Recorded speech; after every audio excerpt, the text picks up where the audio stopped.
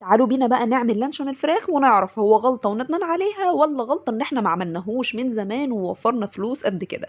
اول حاجة ده صدر عندي، دايما لما تيجي تجربي في حاجة ما تجربيش في حجم كبير. ده صدر عندي، صدر فرخة، حطيت عليه بيضاية ومعلقة نشا ومعلقة دقيق. اما بقى اللي نزلت دي شويه، دي عباره عن ربع كوبايه ميه معمول فيها كده معلقه من الجيلاتين. اما عن التوابل عدي يا ستي، ربع معلقه ملح، ربع معلقه حبهان مطحون، توم باودر، بصل باودر، فلفل اسود، 7 بهارات. وفي حاجه كده اضافيه، بما اننا حطينا 7 بهارات ممكن ما تحطيهاش، هي مرقه الدجاج. بس انا بمشي على الوصفه عشان لو ما اقول ايه ما غلطتش، انا عامله زيكم بالظبط، فرمتهم كلهم فرما مبرحا بدون اضافه زيت، مع اني كنت نفسي احط معلقه زيت كده، قلت يمكن يلينوا، بس خلاص خلينا ماشيين على الوصفه زي ما خدتها من الشيفات.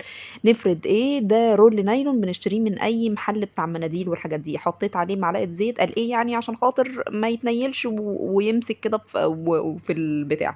حاولت انزله، نزل فعلا، فقلت طب يلا نعمله رول زي ما هم قالوا لنا، يلا لفينا رول، يلا نلف نلف نلف نلف نلف. فاكرين البونبوني اللحمه اللي انا عملته لكم قبل كده؟ هنعمله كده زي البونبوني بالظبط. بس اهم حاجه بعد ما تخلصي البونبونيه الجميله دي، اربطيه من الجنب، يعني على اخر مكان، اللي هو ايه، مفيش نفس فيك يا لانشون هطلعك، انا هربطك من اليمين وهربطك من الشمال. بعد كده هاتي بقى ورقه المونيوم، يا رب بس الصرف اللي احنا عمالين نصرفه ده يكون وفي الاخر ما يترميش للبط والفراخ زي الجاتو القديم كده اللي انا عملته بطريقه الشيفات التانيين، ونقول ايه يا ريت اللي جرى مجهان. عملنا الميه السخنه، حطينا فيها اللانشون، بعد مرور ساعه الا ربع طلع شكل القالب اللي انتوا شفتوه دوت. انا بصراحه ما سبتوش يبرد، هم يعني للحق يقال يعني ان هم قالوا سيبوه 3 4 ساعات، بس انا يعني عايزه اشوف نتيجه الصدر فرخه، كان زماني كلتها انا والعيال يعني. قطعناه، شكلك شكل لانشون، لونك لون لانشون، طعمك بقى ايه ده؟ لا، إيه المفاجاه دي؟ المفاجاه ان هو يكون طعم لانشون بجد يا جماعه.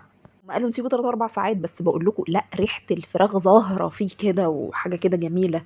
وده طلع لانشون، يعني طلع لانشون يا جدعان، فلوسي طلعت حلال، فلوس الراجل ده طلعت حلال. بعد كده كيسته وحطيته في الفريزر، يلا جربوه.